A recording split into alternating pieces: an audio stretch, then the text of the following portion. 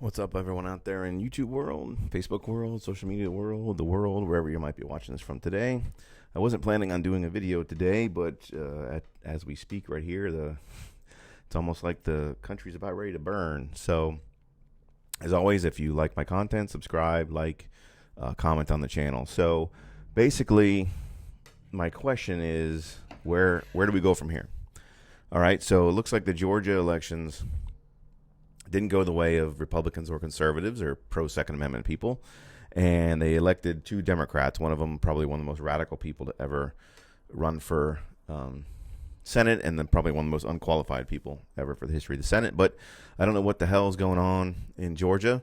I don't know if they've turned purple or this is just some weird thing, or if they are in fact being stolen, frauds going on or whatever, I don't know. But they basically hosed over the country again by electing these two people to be in the Senate. And essentially on the same day, there was this huge rally up in Washington, D.C., the, quote, Stop the Steal rally, where everybody was rallying up there to support President Trump and to try and get Mike Pence to somehow overrule the election and to try and stop the steal, as they call themselves.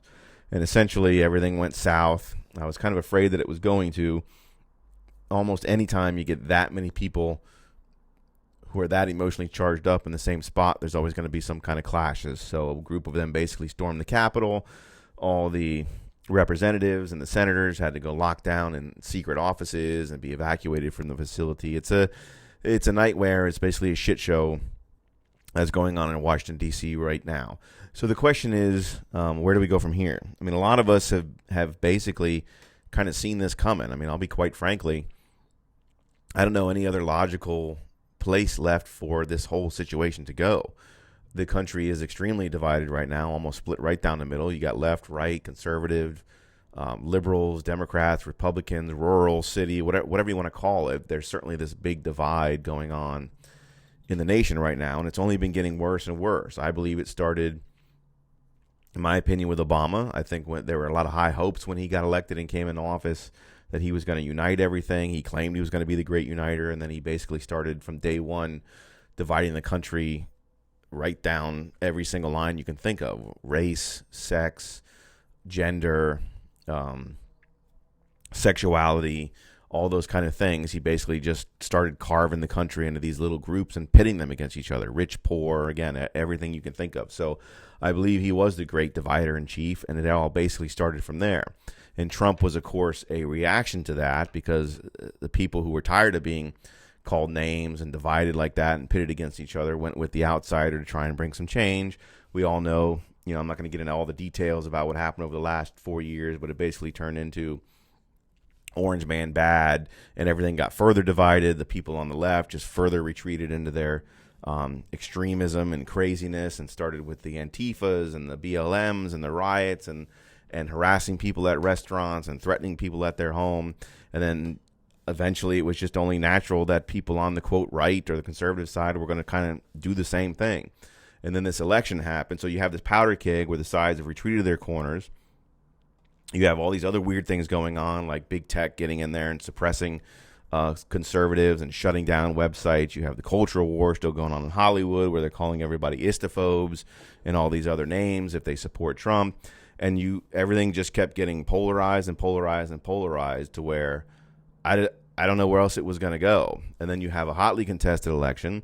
You have all the allegations of fraud. And now you have all these things that have been pent up over the last 8 years of Obama and 4 years of Trump. So that's, 12 years boiling up. And then you put all those people in the same spot on a very emotional day, right after the same day that you're looking at the Senate going over to the Democrat control and giving these lefties and these socialists full reign over the government. And all of a sudden you get an explosion. You're going to get a powder keg. So I certainly don't support it. I never support that type of violence. I never support storming capitals. I never support I didn't support it when the people on the left were doing it. I'm not going to support it when the people on the right are doing it. So when I make my statement of I don't know where else the country's going to go, or like what did you expect was going to happen, I'm not condoning anything at all. I'm simply doing my musings with MGL and looking at it from the perspective of I don't know where else anybody thought the country was going to go. anybody who thought that after the election, Joe Biden or people on the left all of a sudden would come out after 8 years of or 4 years of calling people on the right the worst names on the planet, Nazis, Hitler, or whatever, that they were all could just come out and go, well, now it's time to unite. We should all come together. That was never going to happen. Like you've already ruined any ability to do that. Obama ruined it for 8 years. Trump came in, and the people on the left are going to say he ruined it for another 4, but they ruined it for another 4 by continuing to attack us and call us names. And what do they think the people were going to do?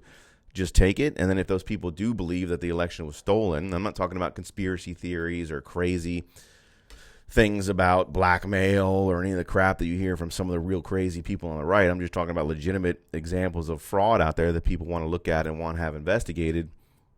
And they're just called conspiracy theorists and called idiots and basically told literally by people to just suck it up and move on. Well, people aren't going to do that. And so I don't know where is left for our country to go. I certainly don't want a civil war. I don't want there to be violence or anything like that. Is it time to start talking about maybe splitting the country up? I don't mean an armed civil war secession. Is there any reason we can't split the country up between red states and blue states? But the problem is Georgia had always been a red state, and all of a sudden, for some reason, over the last 2 months, they had their head up their butts. And they've essentially, in my opinion, whether it's been stolen in Georgia or whether they voted it that way, they've ruined the country for probably decades to come if the Democrats get their way by busting up the filibuster and everything else, and then potentially stealing the election from the president. I don't know how you divide the country among red states or blue states, because it's hard to figure out what's a red state anymore and what's a blue state. I mean, I live in Florida, and for 2 cycles they voted for Obama, so we were a blue state. Then we were kind of a purple state where it was really on the edge for Trump. He barely won it. We had a really hotly contested gubernatorial race that the meth head prostitute having Democratic candidate almost won. But then now this last election, President Trump won by 5 points. We swept, all the House races, the Senate races, et cetera, et cetera. So now we're back to, you'd say we're 5 points in the red. So is Florida now all of a sudden red? So I don't even know how you split the country up amongst red states and blue states, because hell, that's up for grabs. So I don't know. So the question is, this is just my musings. I don't have any answers. I'm just pointing out that I honestly don't know where the country goes from here. So the only thing I do know is that, as always, as a constitutional Second Amendment supporter, you just need to be prepared for wherever it goes, good or bad. You need to be prepared. You need to stay safe. You need to stay healthy. You need to stay prepared. And as always, now really more than ever, you need to carry on. All right. So carry on and stay safe, everybody, and pray for the United States of America, because I think we're in for a wild ride here in the near future. All right. Take care.